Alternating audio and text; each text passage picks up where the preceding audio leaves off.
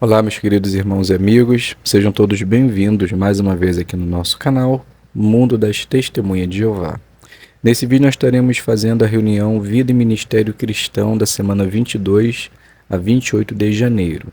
Teremos algumas partes de nossa reunião e tenho certeza que vai facilitar a sua preparação para que assim possamos estar melhor preparados para as nossas reuniões.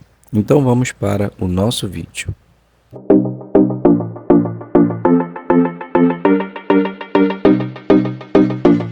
Então sejam todos bem-vindos, é um prazer imenso ter vocês aqui, para agora juntos prepararmos essa parte tão importante da nossa reunião, Vida e Ministério, que é Joias Espirituais. Iremos fazer a consideração dos capítulos 38 e 39 de Jó. Mas para iniciarmos, vamos fazer a leitura que aparece em nossa apostila, que é o livro de Jó, capítulo 38, versículo 8 e 10, que diz assim, 8 ao 10. E quem fechou com portas o mar, quando ele repentinamente saiu do ventre, quando o vesti com nuvens e o envolvi com densas trevas, quando estabeleci meu limite para ele e coloquei suas portas e trancas. Então a pergunta, o que esses versículos nos ensinam sobre o papel de Jeová como legislador? Então a resposta está no livro Perspicaz, volume 2, página 199. Então podemos iniciar ou responder da seguinte forma. Jeová é o verdadeiro legislador do universo. Todas as leis físicas estão atribuídas a ele. Então ele controla a vida animal, o homem, as leis físicas e também a espiritual. Podemos agrupar os anjos. Então as leis de Jeová, elas são irrevogáveis ou não podem ser burladas ou violadas com impunidade, diferente das leis dos homens. Então, por essas condições, podemos dizer que Jeová é o legislador supremo. Muito bem, dando continuidade à segunda pergunta, que joias espirituais você encontrou na leitura da Bíblia desta semana? Então, agora sim, vamos encontrar ou selecionar alguns versículos do capítulo de Jó 38 e 39. Então, podemos iniciar fazendo a leitura do capítulo 38. Eu destaquei os versículos do 1 ao 3. São bem pequenos, diz assim. Então Jeová respondeu a Jó de dentro do vendaval. Quem é este que está obscurecendo meus propósitos e falando sem conhecimento? Por favor, prepare-se como um homem e eu lhe farei perguntas e você me informará. Então esses versículos nos ensinam que Deus ele está sempre presente, mesmo quando não podemos vê-lo ou senti-lo, pois ele é o Deus da criação e das forças naturais e podemos confiar em sua sabedoria e poder. E percebemos também que Deus ele não teme nossas perguntas ou desafios, mas nos convida a um diálogo honesto e humilde, onde podemos aprender mais sobre Ele e sobre nós mesmos. Ainda no capítulo 38, podemos fazer a leitura do versículo 4. Onde você estava quando lancei os alicerces da terra? Responda-me, se você acha que tem entendimento. Então, Jeová, nesse versículo, ele estava colocando Jó no seu devido lugar, lembrando da sua pequenez e limitações. Então, isso nos convida a confiar em Deus e a reconhecer que Ele tem um plano maior para a nossa vida e para o mundo em geral.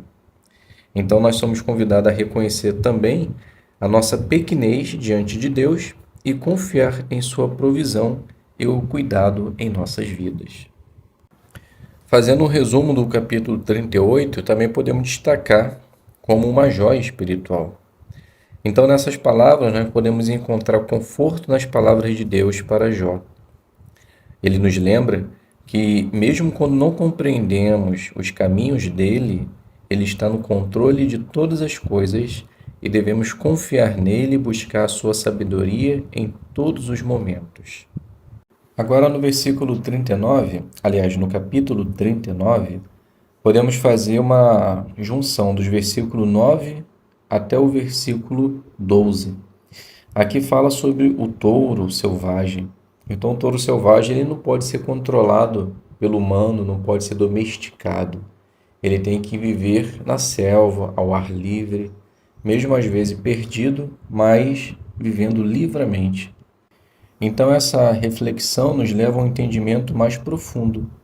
Mesmo quando nos sentimos perdidos ou sem controle, assim como um touro selvagem, nós podemos confiar que Deus está no controle e que Ele cuida de nós de maneira amorosa e cuidadosa.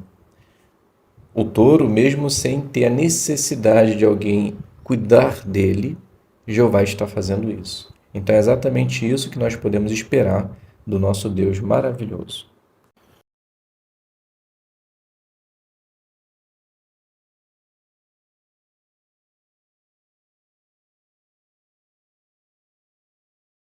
Vamos juntos agora preparar a parte Faça Seu Melhor no Ministério. Vamos dar início à parte iniciando conversas de 2 minutos. E lá na nossa apostila diz assim: testemunho informal. Termine a conversa de uma forma bondosa ao perceber que a pessoa não quer conversar. Então, essa informação está lá na IMD, né, que é a brochura Ame as Pessoas, lição 2.3, que é Seja Observador.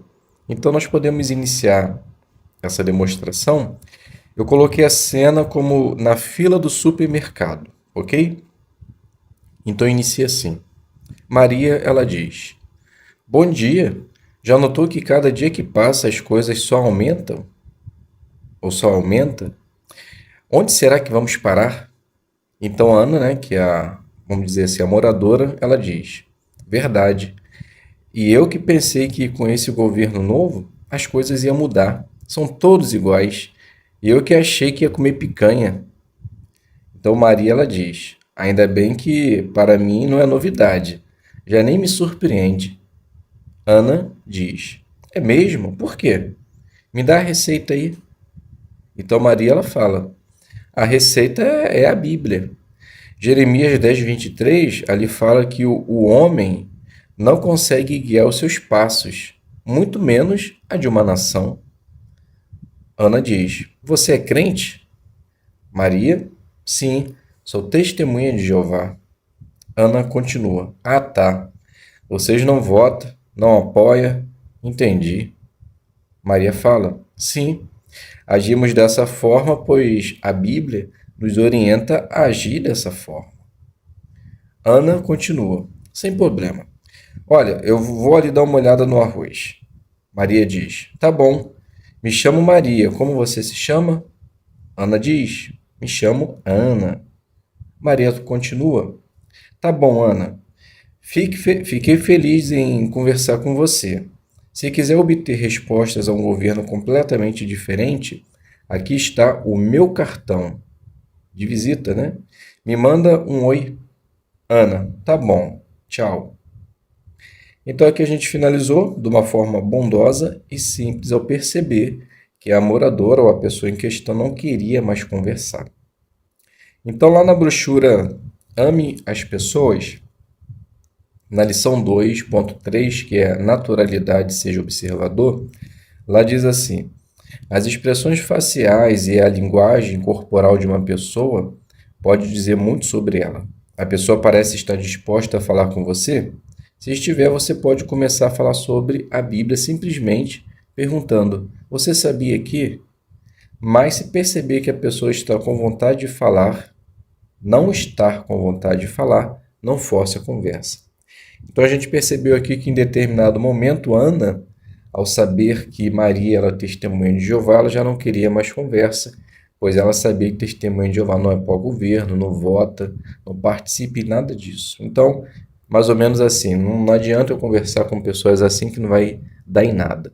Então, ao perceber isso, Ana, ela quis sair da conversa, Maria percebeu e terminou de uma forma tranquila, bondosa, por simplesmente perguntar seu nome e dizer se ela quiser continuar a conversa, era só lhe mandar um oi pelo WhatsApp.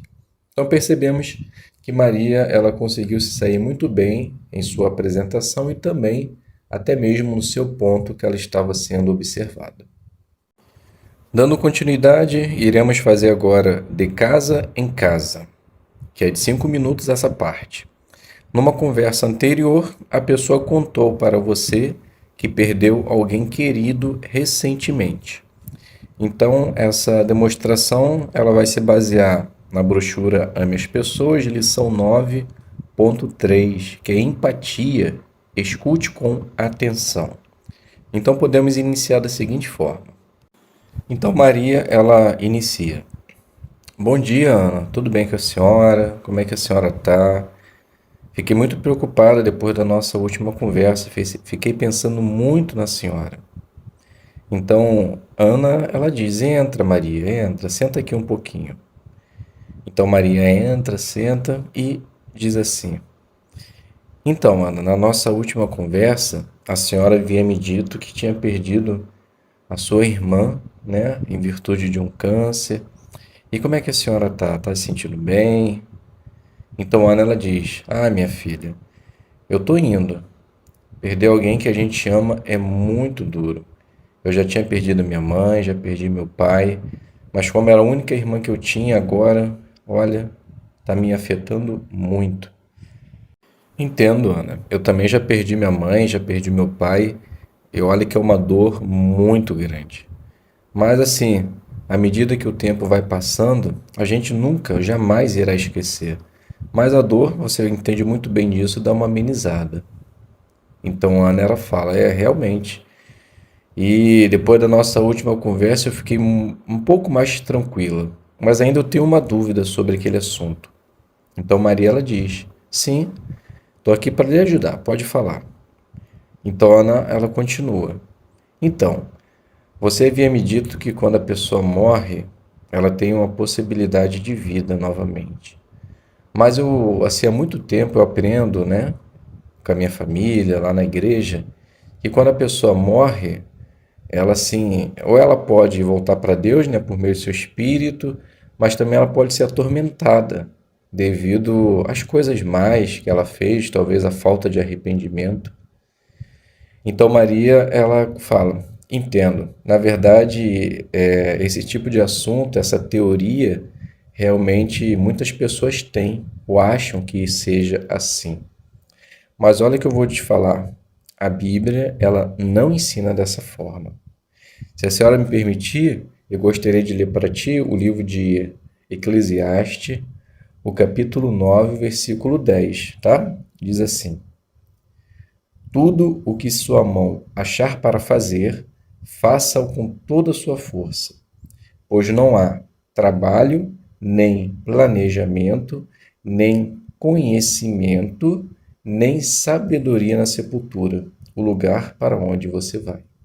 Então, note, Ana, todas essas condições aqui são pessoas que ainda, né, teoricamente estão vivas, que é trabalho, planejamento, conhecimento, sabedoria.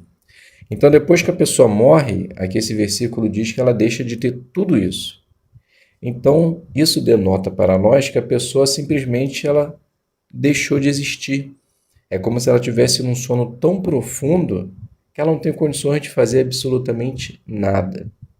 Então, nessas condições, uma pessoa ela jamais ela pode ser afetada tanto por Jeová ou como pelo inimigo dele, que é Satanás. Deu para entender? Então, a Ana ela diz: sim, compreendi. Então, significa que quando a pessoa morre, simplesmente acabou? Ela não vai ser atormentada de alguma forma por ter feito alguma coisa de mal ou não ter se arrependido antes de morrer? Maria diz exatamente isso.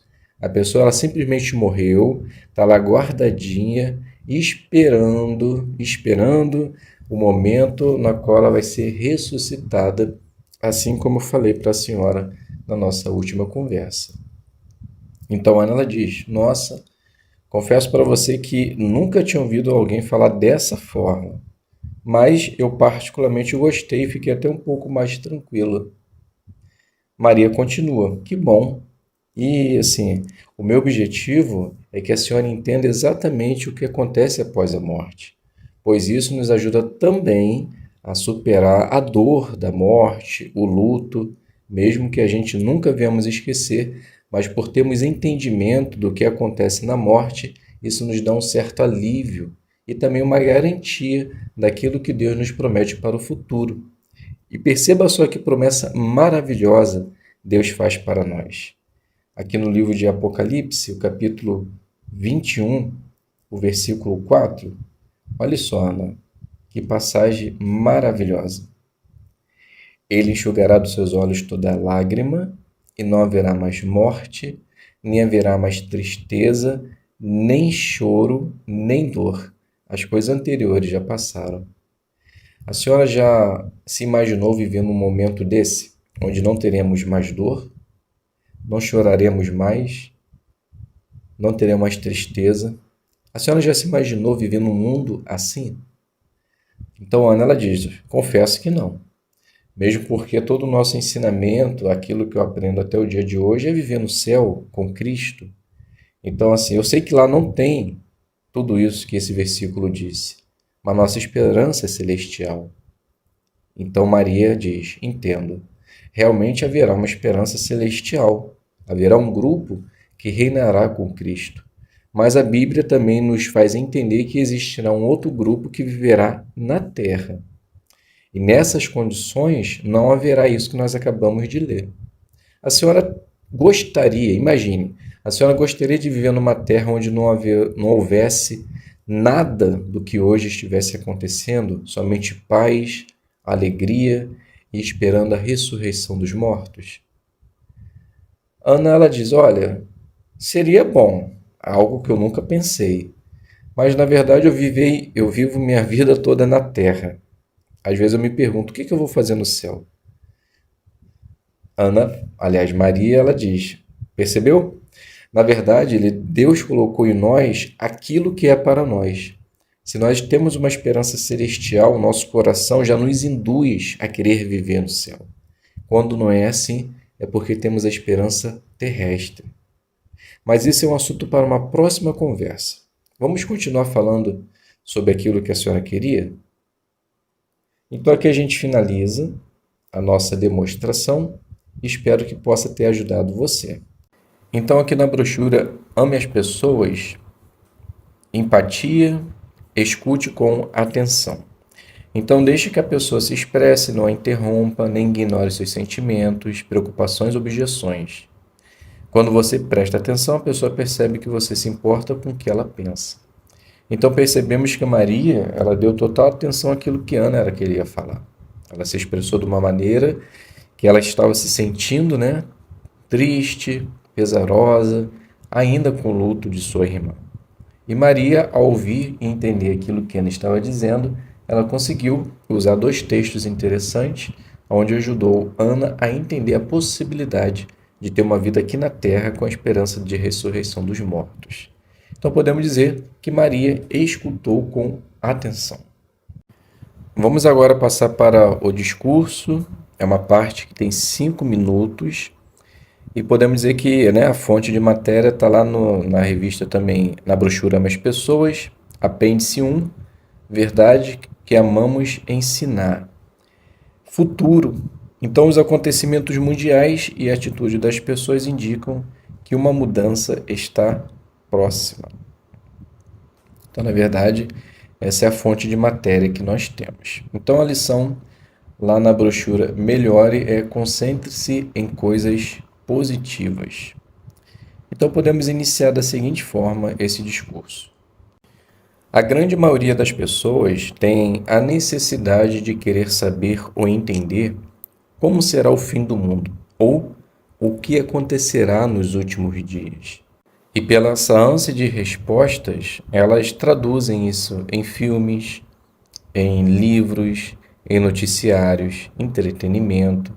E a gente percebe que cada um coloca de uma forma diferente como serão os acontecimentos mundiais que mudará a vida do mundo, ou a história do mundo. E muitos concluído de uma forma errada esse tipo de assunto. Mas é interessante notar que até mesmo as pessoas que viviam com Jesus tinham essa ânsia de entender, saber, ou de querer saber como se daria o fim do mundo, qual seria o seu sinal, o que aconteceria. Então Jesus, em sua imensa misericórdia, ele falou algo interessante para seus discípulos, algo que também nos ajuda a entender em nossos dias. Observe só o livro de Mateus, capítulo 24, e vamos fazer a leitura do versículo 3, 7 e 8. Então, o versículo 3 diz assim: Enquanto ele estava sentado no Monte das Oliveiras, os discípulos se aproximaram dele em particular e disseram: Diga-nos, quando acontecerão essas coisas e qual será o sinal da sua presença e do final do sistema de coisas? Então Jesus continua dizendo no versículo 7 e 8: Porque nação se levantará contra nação e reino contra reino. Haverá falta de alimentos e terremotos num lugar após outro. Todas essas coisas são o começo das dores de aflição. E esses sinais realmente aconteceram antes da destruição de Jerusalém em 70 antes da Era Comum. Por exemplo, um terrível massacre aconteceu em Seleucia, no Tigre, onde habitavam 3 nações hostis, gregos, sírios e judeus. Os gregos e sírios se uniram contra seu inimigo em comum, os judeus, e mataram cerca de 50.000 deles. E em Cesareia, dentro de 1 hora, cerca de 20.000 judeus foram massacrados. O texto também fala a respeito de falta de alimento, que é a fome. Todo o reinado de Cláudio, em 41 a 54 d.C., foi um tempo de grande escassez. Joséfo ele menciona uma fome na Palestina por volta de 46 d.C., na qual muitos morreram. E que dizer de terremotos? No período depois de Cristo, houve um número inexplicável de terremotos que devastaram as províncias da Ásia, Acaia, Síria, Macedônia e Capânia. Joséfo ele menciona um terremoto terrível que aconteceu na Palestina. Então percebemos que todos os sinais que Jesus deu para os seus discípulos aconteceram. Mas esse texto também nos leva para os nossos dias, onde terá um cumprimento maior. Mas isso não significa que nós devemos ficar temerosos porque há de vir.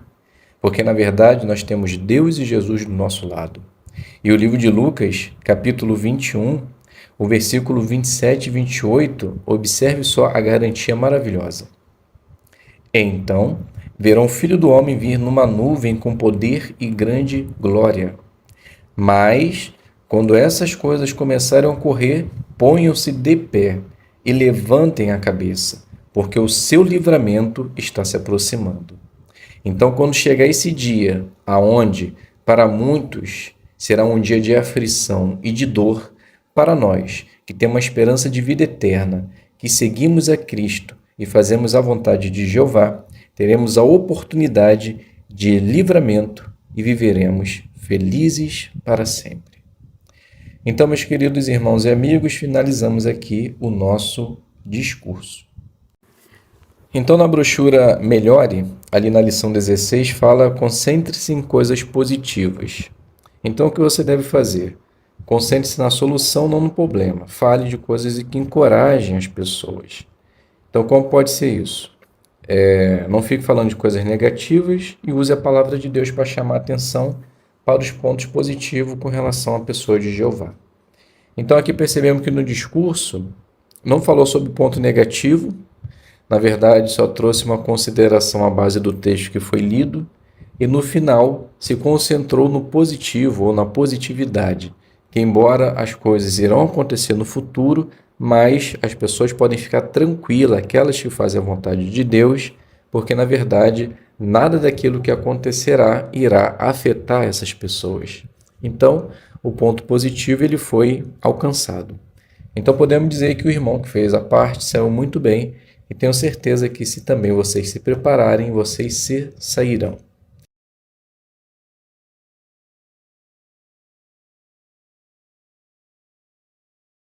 Então vamos juntos considerar ainda o capítulo número 4, homens comuns e sem instrução. No entanto, Nós vamos iniciar no parágrafo número 13 e vamos até o parágrafo de número 20. Muito bem. Então vamos iniciar fazendo a leitura do 13, debaixo do subtítulo Levantaram a voz a Deus. Então a leitura diz assim: Imediatamente depois de serem soltos da prisão, Pedro e João se reuniram com os outros membros da congregação. Juntos, eles levantaram a voz a Deus e oraram pedindo coragem para continuar a pregar.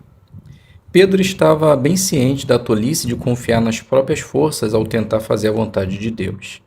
Apenas algumas semanas antes, com excesso de confiança, ele havia dito a Jesus: Ainda que todos os outros tropecem no que diz respeito ao Senhor, eu nunca tropeçarei. Mas, como Jesus predisse, Pedro logo cedeu ao medo do homem e negou seu amigo e instrutor. No entanto, Pedro aprendeu de seu erro. Para cumprir sua comissão de ser testemunha de Cristo, você precisa ter mais do que apenas determinação. Quando opositores tentarem destruir sua fé ou impedi-lo de pregar, siga o exemplo de Pedro e João. Ore a Jeová pedindo forças, busque o apoio da congregação, diga aos anciãos e a outros cristãos maduros as dificuldades que você enfrenta. As orações de nossos irmãos podem nos dar forças para perseverar. Então a pergunta 13 e 14, o que devemos fazer quando enfrentamos oposição e por quê? Então a resposta: nós precisamos ter mais do que apenas determinação. Nós precisamos orar a Jeová pedindo força, buscar o apoio da congregação, conversar com os anciãos sobre alguma dificuldade que possamos estar enfrentando, orar junto de nossos irmãos, pois isso pode nos dar força. E nós devemos fazer isso porque opositores podem tentar destruir a nossa fé, nos impedir de pregar. Então, para que possamos continuar firmes e fortes, precisa muito da ajuda de Jeová e seguir de perto o exemplo de Pedro e João. Leitura do 15. Se alguma vez você cedeu à pressão e parou de pregar por um tempo, não fique desanimado. Lembre-se de que todos os apóstolos pararam de pregar por um período depois da morte de Jesus, mas logo ficaram ativos novamente. Em vez de permitir que erros do passado o desanimem, será que pode aprender desses erros e usar o que aprendeu para fortalecer outros? Então a pergunta: por que os que talvez tenham parado de pregar por um tempo não devem ficar desanimados? Resposta: bem, pode se lembrar dos apóstolos, pois eles também pararam de pregar por um período depois da morte de Jesus, mas logo ficaram ativos e voltaram a pregar novamente. Então, se erros do passado nos impedem de continuar fazendo a vontade de Deus, precisamos fortalecer a nossa fé e continuar ativos. Leitura do 16 e 17. Pelo que devemos orar quando a autoridade nos oprime? Observe que os discípulos não pediram para ser poupados das provações. Eles se lembravam muito bem da declaração de Jesus: se perseguiram a mim, perseguirão também a vocês. Em vez disso, esses leais discípulos pediram que Jeová desse atenção às ameaças dos opositores. Fica evidente que os discípulos enxergavam além das provações, reconhecendo que a perseguição que enfrentavam era, na verdade, cumprimento de profecia. Eles sabiam que, conforme Jesus os havia ensinado a orar, a vontade de Deus seria feita na terra independentemente do que meros governantes humanos pudessem dizer.